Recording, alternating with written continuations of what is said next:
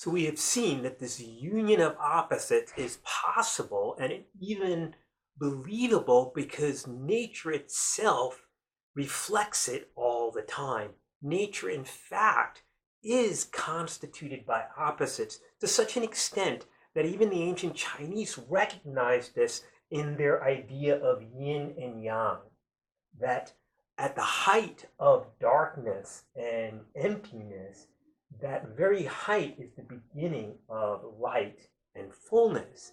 And so in every yin there is a yang, and in every yang there is a yin. In every movement there is rest, and in every rest there is movement. And so thus we see that even ancient philosophies saw this mutual constitution and union of opposites.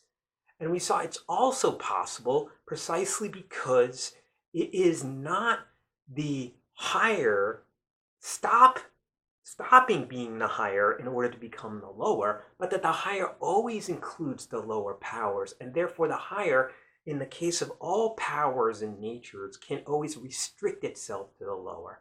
I, the higher, can go and, like I said, be and play like a child, but my child can never be an adult until they grow into that. I, the higher, therefore, can dive into the ocean and go down into the muck to retrieve the pearl of great price and bring it back out into the light.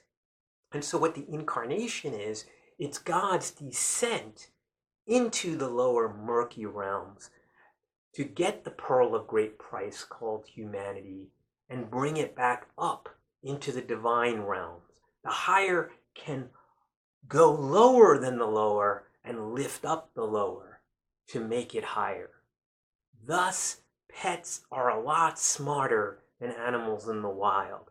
Why? Because they hang out with the higher and therefore are infected by the higher going into the lower. And so we see that the incarnation is really can be described as a descent and reascent of God. It is an exhibition of actually a pattern that's found again throughout the living realm of nature. That in order to go up, you need to go down.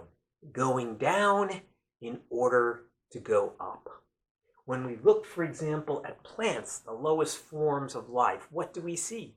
We see that plants put their entire genetic code, their entire reproductive ability into this hard little seed that has zero life in it, and then drops it and it shrivels up, becomes hard, and is buried as if it is dead. And from this buried death rises out life, that same plant. When we go up to the animal realm, we see an even more explicit exhibition of this going down in order to come up. Evolution is what? Is the development of life from single-cell organisms to organisms like you and I, to multicellular systems of great complexity and thought. Well, what happens in animals is this, is again, in reproducing themselves, they shrink themselves back to the single-cell stage, right? And then what you see in the gestation of an animal is this reascent by a replay of the entire development of evolution. This is so apparent that when you look at in embryology at the different stages of an embryo, comparative embryologists and evolutionists were amazed, and even Darwin brought this up, show that each of these stages recapitulate a level of evolution from the single cell to oceanic multiple cell, even gills at certain stages of the embryo, all the way up to back up, reascent to the animal stage, to the complex stage of the animal. Thus we see again in animals a descent into nothingness, and through that a rising up to full development. When we go now to the human realm, we see this even more apparent in the moral life. How do I become a good person? I don't become a good person by giving into my impulses and my desires, by allowing myself to self-express, right? I just got to get myself out, speak the truth. No, actually, the moral life is the understanding that in order to save my life, I must lose it. That in order to save my desires, I must deny them. So thus, as Aristotle has shown us, I first suppress my childish desires. I control them. I deny them in order to reform them into the rational impulses that can be set free. So I must deny myself in order to become the kind of person that doesn't need to deny themselves. That is why the great philosopher Augustine put it this way: love God and then do whatever you want. The idea is by loving more others than myself, I then become the kind of person that can set free my desires, because now they are resurrected to greater desires, desires that are not destructive, but instructive. So what do we see here?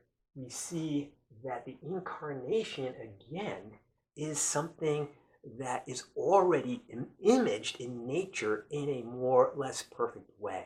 What you have in God, you have in nature. But the pattern that is expressed in nature is only there because it's first expressed and characterizes God. That is what the incarnation tells us. But now we come to a new problem. This is too good of an analogy, isn't it? It's as if what we have in Christianity and in the incarnation is a looking out on nature and then an imitation in the story of a myth. In other words, why isn't Christianity just a supreme nature religion? It looks out in nature, it sees all these patterns of fertility, of birth and rebirth, of death, of ascent, descent, and all of this, and then it embodies it in the supreme nature religion. Many scholars thought that the Christian idea of Jesus' death and resurrection, of the God coming to earth, is pictured in many Egyptian and Middle Eastern nature myths. The perfect example you would see is the Osiris myth. In our next segment, we'll talk more about that, and we'll talk how Lewis thinks actually this shows the opposite. What is the copy and what is the true version will be apparent when we look at the incarnation story and where it arises.